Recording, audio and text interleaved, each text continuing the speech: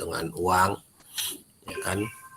Jadi kas yang memang digunakan untuk kegiatan ataupun alat pembayaran, ya alat pembayaran yang kita lakukan untuk kegiatan operasional perusahaan. Ya.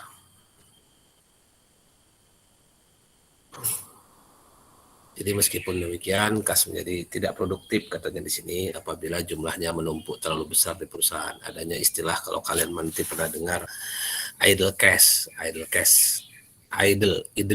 yang kayak gini nih tulisannya, idle cash, ya kas yang nganggur, yang tentu tidak bisa mendapatkan penghasilan ataupun keuntungan dari adanya harta itu. Ya, jadi di sini modul ini ya pertama yang dibahas kemarin adalah pengertian kas seperti yang kita bahas, ya. Kas merupakan suatu alat pertukaran yang juga digunakan sebagai ukuran dalam akuntansi. Itu kalau pendapatnya Zaki.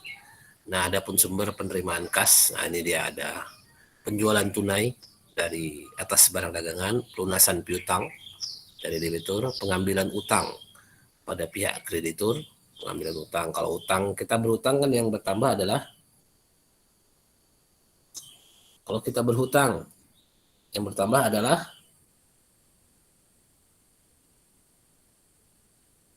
coba. Kas. Yang bertambah adalah kas lain daripada utang itu sendiri. Utangnya juga bertambah lah. Utang bertambah, kas bertambah. Ya kan? Kalau kita mengambil hutang ataupun bertransaksi berhutang, maka kita akan menerima utang dan utang bertambah.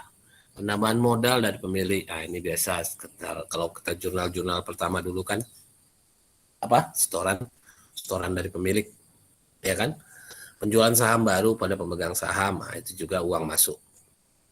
Nah, juga dan lain-lain ini, ya, ini yang paling banyak, yaitu yang dan lain-lain. Ya, itu yang paling banyak itu. Nggak tahu juga, kita pokoknya dibikinnya lah dan lain-lain. Kan gitu. Pokoknya terima uang lah. Komposisi kas, nah ini dia. Komposisi kas, kas saldo kas, cash on hand, dan rekening giro setara kas, cash and equivalent. Ya, jadi istilah surat berharga yang bersifat liquid itu sudah masuk ke kas. Itu maksudnya yang seperti deposito yang tidak ada jatuh temponya, atau rekening giro. Ini ada komposisi kas menurut Bambang Sutoyo adalah uang kertas logam. Nah, ini yang kemarin kita bahas, uang kertas atau uang kartal dan uang giral, ya. Tuh. Nah, masuk ke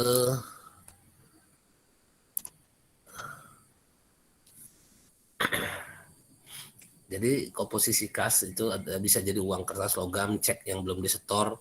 Cek yang belum disetor itu masih termasuk kas. Simpanan dalam bentuk giro, bilet, travel check pernah dengar tapi jarang kalian sekarang. Travel check itu bahasa gampangnya sih macam uang monopoli dia, tapi yang menerbitkan khusus bank, ya, yang digunakan untuk ke tempat wisata, biasanya ke tempat-tempat yang sekarang udah nggak ada lagi sih, jarang sekali. Jadi yang seperti itu, travel check khusus untuk yang perjalanan, ya kan. Cashier check juga, bank draft, money order, sama lah seperti itu, modelnya sama, ya.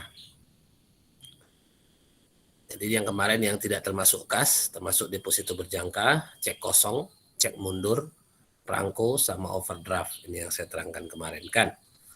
Ya kan, deposito berjangka, cek kosong, cek yang memang tidak dapat diuangkan ke bank berhubung dananya sudah tidak cukup, ya kan, tidak cukup. Sedangkan cek mundur adalah cek yang tidak bisa diuangkan karena belum jatuh tempo, ya. Tapi udah cek mundur ini pun sudah menyalahi aturan sebenarnya sih secara standar, tapi masih dipraktekkan. Kalau cek kosong seperti yang saya bilang juga kemarin ini, Ini kalau ketahuan ataupun istilahnya dialami oleh nasabah, maka dia akan masuk ke blacklist sama Bank Indonesia. Nggak boleh dia buka rekening bank di seluruh Indonesia jadinya. Kalau ketahuan ada mengeluarkan cek tapi dananya nggak ada. Tapi itu masalah komunikasi sebenarnya, seperti yang pernah sudah saya bilang. Ya, masalah komunikasi artinya misalnya si pemilik rekening mengeluarkan cek misalnya 10 juta, tapi di tabungannya ada 8 juta misalnya.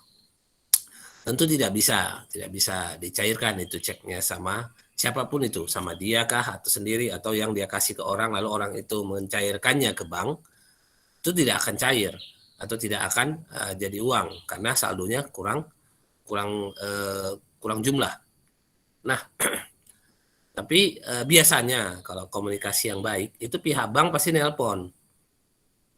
Ya, Bang, yang menerbitkan cek itu pasti nelpon, Pak, ada yang mau nyairkan cek yang Bapak keluarkan, tapi saldonya nggak cukup, Bapak bisa store dulu, nah gitu. Jadi sebelum dicairkan, dia di store dulu, sesegera mungkin, sama yang menerbitkan cek. Nah, sehingga dia terhindar dari istilah cek kosong.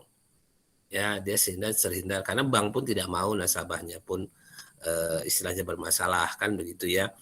Dia nggak mau. Jadi biasanya dia telepon dulu nasabahnya. Ya kan, di sini Pak, ada yang nebus ini, ada yang bawa cek atas nama Bapak ke sini, nilainya 10 juta, tabungan Bapak cuma 8 juta. Itu namanya cek kosong. Kalau dia nggak nelpon, ataupun tidak ada hubungan baik dengan bank, si nasabah tidak ada hubungan baik dengan nasabah, maka bank akan mengklaim bahwa itu adalah cek kosong, sehingga nasabah itu masuk ke daftar hitam alias blacklist ya oleh Bank Indonesia nantinya. Itu merugikan.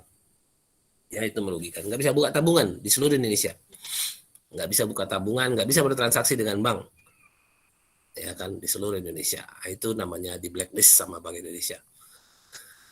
Tapi kebalikannya di bawah itu ada namanya overdraft. Ya, overdraft itu seperti tadi pula. Saldonya 8, dia keluarkan cek 10, keluar duitnya. Cair. Dikasih sama bank. Padahal saldonya cuma 8. Tapi dia keluarkan cek 10 cair. Kok bisa begitu? Nah, kan gitu ya. Itu saya bilang di awal tadi, itu adalah komunikasi. Ya, itu adalah komunikasi. Kenapa? Banknya percaya sama nasabahnya. Ya, banknya percaya sama nasabahnya sehingga tapi di catatannya tetap catatan. Kan begitu. Artinya dia saldonya 8 lalu diambilnya 10, tentu saldonya secara matematika menjadi minus 20. Minus 2 kan gitu ya, minus 2 lah ya, minus 2. Minus 2 itu tercantum di buku tabungan. Minus 2 itu tercantum di tabungan. Itulah kategori overdraft seperti yang di poin E itu. Overdraft bank terjadi apabila suatu cek ditulis atas jumlah yang melebihi saldo rekening giro perusahaan di bank, tetapi bank tetap membayarnya. Sehingga hal ini dilaporkan dalam kelompok utang lancar. Utang itu ya. Jadi sebenarnya si nasabah berhutang kepada bank. Kan begitu ya. Si nasabah berhutang kepada bank. Nah, itulah jenis-jenis yang kelihatannya kas, tapi nampak di buku rekening gitu ya. Jadi jangan dihitung ada uang di situ, karena walaupun saldonya belum pernah mungkin kalian ya, saldonya nampak kelihatan buku tabungan, saldonya minus. Itu ada. Di sini cuman orang-orang tertentu. Nggak bisa disamaratakan. Ya, nggak bisa disamaratakan. Tapi kamu sebagai pembelajaran dan wawasan, saya kasih tahu ke kamu, terjadi itu ya. Itu terjadi. Jadi kalau misalnya orang lalu kamu lihat tabungannya saldonya minus, ya santai aja. Oh iya, ini orangnya berarti orang dipercaya sama bank, misalnya jadi overdraft, sebentar lagi ditutup sama dia. Ya bank pun nggak akan diam, diteleponin ya itu. Pak, silakan masukkanlah uangnya, masukkanlah uangnya, jadi positif lagi. Dia store, jadi misalnya saldonya minus 2 tadi kan, lalu di store-nya 20. Jadi saldonya tinggal 18 tapi jadinya, ya kan? Karena terpotong 2 dari overdraft yang pertama tadi. Paham kira-kira? Paham, Pak. Sampai di sini ada yang mau ditanyakan? Nggak ada lah ya, seperti biasa ya kan. Nggak ada lah, masa ada, ya kan. Baik, ini ada materi tentang pengendalian kas. Jadi memang kenapa ada materi pengendalian kas di sini? Karena memang seperti yang saya tawarkan kemarin, kalau keterampilanmu itu adalah keterampilannya sebagai pencatat kas kecil. Ya, kamu nanti ada yang namanya skill pencatat kas kecil. Jadi seperti apa? Kenapa? Karena di situ penting untuk pengendalian kas, sehingga kamu bisa mengendalikan kasnya seperti apa. Jadi kas ini memang yang paling mudah diselewengkan. Kenapa? Karena katanya disebutkan apa? Sangat mudah dipindah tangankan. Kalau saya bisa bilang, karena kenapa kas gampang kali disalahgunakan, pun istilahnya gampang dimanipulasi atau gimana pun itu. Kenapa? Karena dia tidak ada tanda kepemilikan, ya kan? Karena dia tidak ada tanda kepemilikan. Jadi ada beberapa orang yang kalau dia sudah megang kas, nggak tahu megang uang, ada yang nggak bisa megang uang. Nanti kamu perhatikan orang-orang itu, ada yang dia nggak bisa megang uang, karena disangkanya udah dipegangnya uangnya, itu uang dia, itu hak dia semua. Jadi berbahaya kalau orang-orang kayak gitu. Kalau saya pernah ketemu sama orang-orang kayak gitu, ya kan. Akhirnya apa? Itu nggak boleh jadi bendahara ya. Dia jangan jadi bendahara. Kenapa? Uang organisasi habis dipakainya untuk pribadi, ya. Dia nggak ngerti batasan-batasan uang itu adalah bukan uang dia. Yang penting sama dia dipegangnya uangnya, dia lah itu, kan? Uang dia lah itu. Nah, itu silap itu. Mudah-mudahan di kelas ini tidak ada yang seperti itu. Ya, mudah-mudahan di kelas ini tidak ada yang seperti itu. Artinya dia tidak bisa membedakan karena dia udah kalau sudah megang uang itu, ya umumnya perempuan yang kayak gini. Ya, umumnya perempuan yang kayak gitu ya. Kenapa? Karena memang nafsu belanjanya itu luar biasa. Ya kan, nafsu belanjanya itu luar biasa. Jadi biasanya kalau udah kena duit atau sudah megang duit, biasanya dia tidak terkendali untuk menggunakannya. Kan gitu ya. Nah, jadi kalian yang di sini banyak perempuan ya, kendalikanlah diri. Ya, kendalikanlah diri. Karena kadang-kadang godaan yang paling besar untuk perempuan adalah harta. Ya, itu yang paling besar. Kalau laki-laki ya godaannya sebaliknya lah, bukan harta. Perempuan kan gitu ya. Itu jadi harus dijaga. Ya, harus dijaga. Baik. Nah, di sini disebutkan ada beberapa pengendalian kas sebenarnya. Kalau kalian bisa baca di sini, saya tidak bisa berlama-lama juga. Tapi kita langsung ke poinnya saja ya, ke poin dana kas kecilnya saja. Dana kas kecil atau petty cash. Ya, jadi ada pengertian dana kas kecil di sini disebutkan. Zaki Baridwan ini siapa sih Pak? Gitu. Tanya apa? Zaki Baridwan ini siapa Pak? Kan gitu ya. Zaki Baridwan ini adalah profesor akuntansi di UGM. Ya, profesor akuntansi di UGM. Ya, jadi dana kas kecil itu adalah dana yang disediakan untuk membayar pengeluaran-pengeluaran yang jumlahnya relatif kecil dan tidak ekonomis bila dibayar dengan cek. Iya kan, nggak mungkin misalnya perusahaan misalnya kan lewatlah tukang pecal di kantor, lalu manajernya kepingin bayarin karyawannya, sini makan, oke makan, lalu dibayarlah tukang pecalnya itu cek. Iya, kami biasa bayar cek, pakai cek. Nah Bu, pakai cek kan, dikasih pula tukang pecal bayarnya pakai cek. Ya mana lah bisa, ya kan. Opo iki kata mbok itu jadinya, ya kan enggak bisa lah. Jadi kita harus ada yang namanya dana kas kecil. Ya, dana kas kecil. Dana kas kecil itu kan sudah saya bilang tadi relatif besarnya ya. Makanya pernah juga saya bilang mungkin di kelas ini. Kalau perusahaan yang di Pekanbaru yang saya pegang itu, dana kas kecil per bulannya adalah 5 juta sebulan. 5 juta itu dianggap ide hilang itu. Sebulan itu 5 juta habis. Ya, malah sering kurang. Ya, tapi paling tidak sebagai pengendalian. Nah, itu tadi kan di atas tadi ada bab pengendalian. Sebagai pengendalian kas, maka biasanya itu sangat ditekan, akutun sangat dijaga, jangan sampai eh,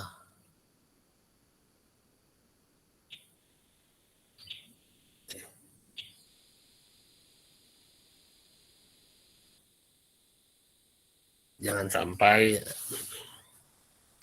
kelewatan dari yang sudah dibatasi. Ya, 5 juta. Nah, di sini ada sistem pencatatan kas kecil. Jadi sistem pencatatan kecil ada 2 jenis sistem pencatatan kas kecil, yaitu yang namanya sistem impress system, dana kas kecil tetap, sama fluktuatif. Ada 2. Ya, kedua sistem pencatatan dana kas kecil ini sudah yang akan dibahas nanti di sini.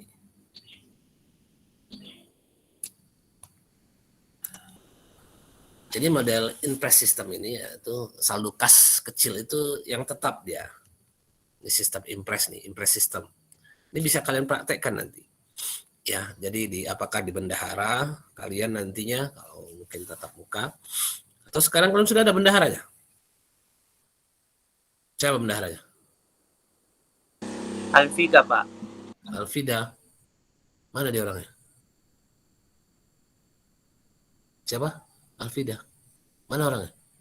Alfika, Pak. Alfika. Saya, Pak. Oh, nggak ada gambarmu sama saya, Alfika. Nggak kamu hidupkan kameramu? Iya, Alfika. Oh, Alfika. Alah. Adalah. Jadi gunakan sistem, kalau sudah tahu, gunakan sistem impress ya, impress system. Gimana? Saldo dalam akun kas kecil itu tetap. Ditetapkan 1 bulan berapa. Kas kecil aja. Nah, relatif kas kecil itu kita sedangkan. Kalau kalian untuk yang kecil ya kecil-kecil lah. Apakah 50.000 kan begitu ya, sebagai dana kas kecil untuk fotokopi nantinya, ataupun untuk kirim-kirim data atau gimana, sama misalnya saya kasih tugas lalu kumpul 1 orang, nah ya uang bendaharanya lah kan, begitu ya kan. Coba kayaknya kelas ini kurang kompak juga mungkin kayaknya, yang setahu saya. Kompak lah kalian ya, jangan kalian berantem ya kan, biasa-biasa aja lah ya kan. Kalau istilahnya untuk disatukan semua kepalanya, otaknya, ataupun pikirannya nggak bisa. Tapi carilah persamaan-persamaan. Ya, jangan cari perbedaan-perbedaan. Dan kamu tidak berhak menilai orang seperti apa. Cuman tahu aja. Bukan nilai, tahu. Oh, nah gitu aja bahasanya. Ya kan, nggak usah. Oh, dia memang nggak perlu sama kamu. Ya kan, oh aja. Oh, dia gitu. Oh, dia gitu. Dah. Ya kan gitu. Baik, kita masuk ke sini. Yang pertama itu saldo dalam akun kas kecil sudah harus tetap. Setiap terjadi pengeluaran kas kecil, tidak berlangsung dicatat, tapi bukti-bukti pengeluarannya saja yang dikumpulkan. Pencatatan hanya terjadi pada waktu pengisian kembali jumlah fisik kas kecil yang didukung oleh bukti-bukti pengeluaran yang jumlahnya relatif cukup besar. Maksudnya yang cukup besar itu cukup besar dari sisi misalnya kas kecilnya 5 juta, tadi saya bilang bukti-bukti yang terkumpul sudah digunakan dengan bukti-bukti yang ada, terkumpullah bukti-bukti itu nilainya 4,5 juta. Jadi tinggal 5 juta. Nah, itu maksud yang di poin kedua ini. Ya, ini maksud yang di poin kedua itu. Jadi maksudnya sudah tidak dicatat langsung, dikumpul-kumpulin aja dulu. Di awal bulan dikasih 5 juta. Kan gitu kan. Ini pertama kali akan dikasih 5 juta sebagai kas kecil. Lalu setelah berjalan akhir bulan dia sudah terdapat, udah dipakai. Tentu dengan catatan disimpan buktinya. Ya kan, sudah dipakai, dikasih sama orang, saya kan beli pecel, beli apa, ya dibikinlah.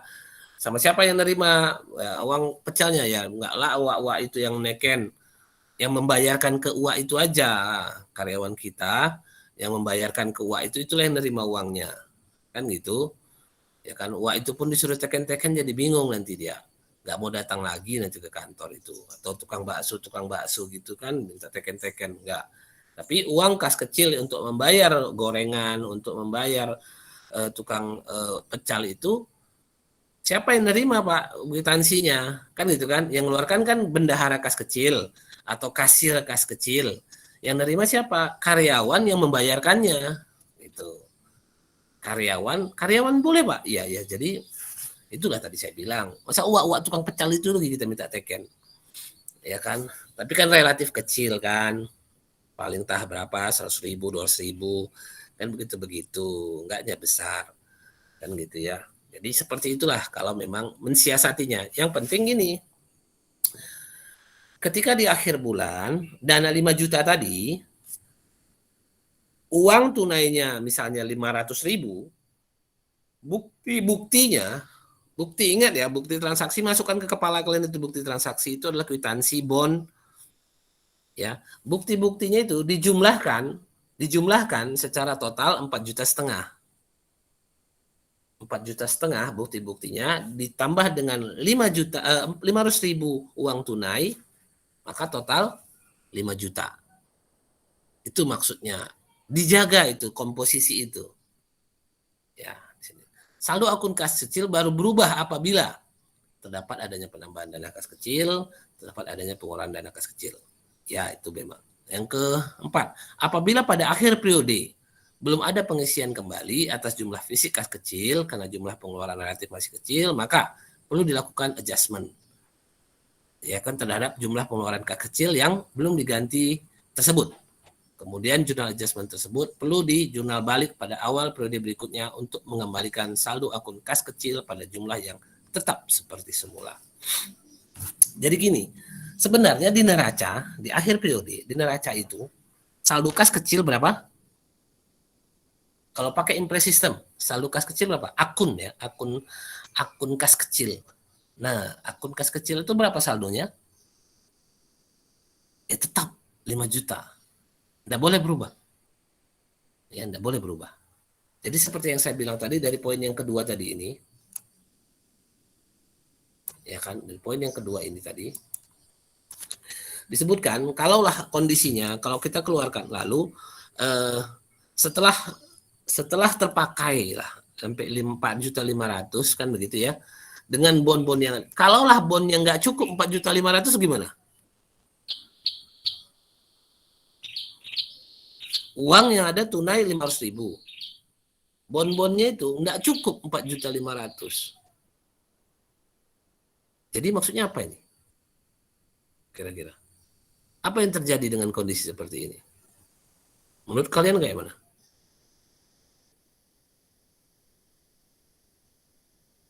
Uang dana kas kecil ditetapkan 5 juta. Kan gitu kan? Lalu bon-bonnya yang dijumlahkan, uang tunainya 500.000 tinggal di akhir periode, di akhir bulan, uangnya 500.000 nih, uang tunainya. Lalu bon-bonnya seharusnya kan 4,5 juta. Kalau kurang dari 4,5 juta, kira-kira gimana maksudnya? Bagaimana menurut pendapat kalian?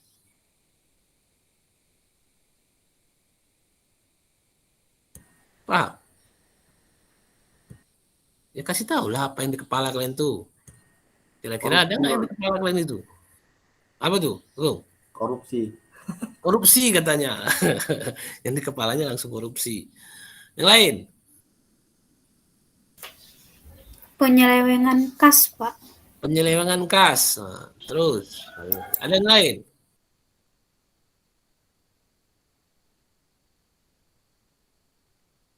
Buktinya nggak cukup nih 4,5 juta. Kira-kira apa? Menurut kalian apa ini terjadi? Apa yang terjadi? Cuma 2 pendapatnya. Yang lain nggak ada pendapatnya. Apa yang dibalik jilbab kalian itu? Rambut aja. Janganlah. Pakai sedikit. Hah?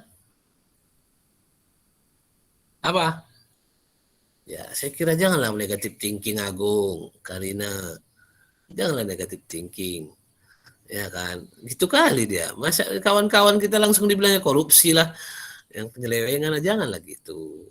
Ya kan? Artinya ada ada transaksi yang tidak menampilkan bukti. Sampai di situ dulu lah. Jangan langsung korupsi lah, penyelewengan. Janganlah gitu.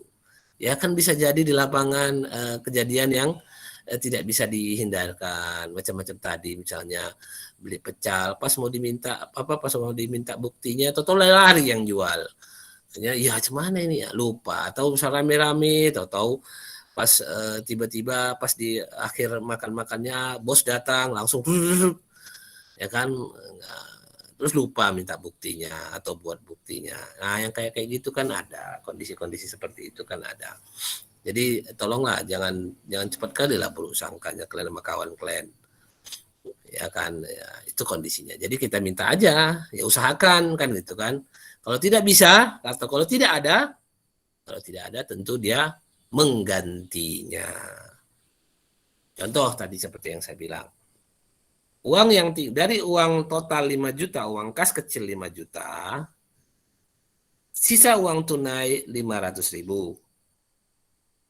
Bukti-buktinya, misalnya tidak cukup 4,5 juta. Berapa jadinya? Bukti-buktinya 4,2 juta. Bukti-buktinya 4,2 juta. Ada bukti yang tidak muncul 300.000. Kan gitu? 4,2 juta, ada bukti yang tidak ada senilai 300.000. Maka apa yang terjadi? Kita akan minta buatkan bukti sebagai uang yang 300.000 itu adalah pinjaman si bendahara. Pinjaman si kasir kas kecil. Artinya apa itu? Artinya dia yang nombok. Gitu loh. Dia yang nombok sampai bukti yang 300.000 itu dah dapat. Nah, itunya. Begitu dia sudah tunjukkan bukti yang 300.000 itu, ya sudah, selesai masalahnya. Berarti buktinya sudah lengkap 4,5 juta. Sedangkan uang tunainya tetap 500.000. Tapi kalau tidak juga ada di akhir sampai beberapa, ya mungkin 2 hari atau 3 hari, tidak dapat juga buktinya yang 300.000 tadi, maka si bendahara atau si kasir harus nombok, bayarkan 300.000-nya. Jadi dibayarkannya harusnya digantinya. Uang tunainya bukan lagi 500.000 tapi 800.000. Sedangkan uang bukti-buktinya kembali menjadi 4,2 juta. Jadi bukti-buktinya yang tadi kan 4,2 juta. Jadi uang tunainya jadi 800.000. Kan klop jadi 5 juta. Nah, jadi yang baru kalian pahami, yang 5 juta itu ataupun impress system itu, yang kas ditetapkan 500.000, itulah sebagai alat kontrolnya. Ya, sebagai alat kontrolnya supaya bisa tetap terjaga jumlah-jumlah uang kas atau pengeluarannya. Ada bukti paling tidak. Itu maksudnya, ya. Baik, kalau sistem fluktuatif dia tetap berubah-berubah, dia tidak tetap. Dia saldo kas tidak tetap, terus berubah-berubah. Jadi setiap ada transaksi langsung dikurangi ke akun kas kecil atau di jurnal. Ini contoh kondisinya. Ini ada contoh, waduh, berapa menit? Wah, 8:22. Aduh, ini ada contoh. Ini kalian bisa tengok di rekaman nanti. Saya bukakan ini contohnya. Kan saya bukakan contohnya. Nanti kalian lihat di rekaman seperti apa contoh soalnya ya. Karena siang kita belum sempat bahasnya. Nanti kita bahas belakangan. Ya, ini bisa kalian baca nanti, bisa kalian lihat nanti di rekaman ininya, YouTube-nya.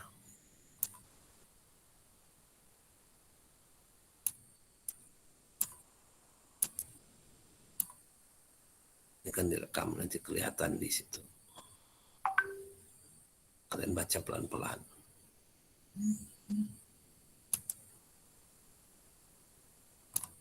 Dipanggil-panggil saya itu.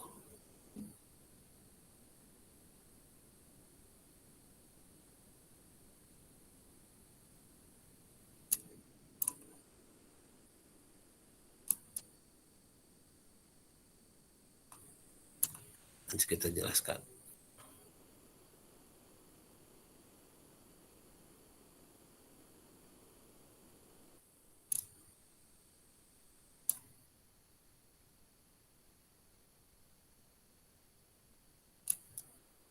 Nah, ini dulu. Ya. Oke. Sharing. saya kira itu dulu. Saya mau sidang dulu. Kita akhiri dulu dengan hamdalah.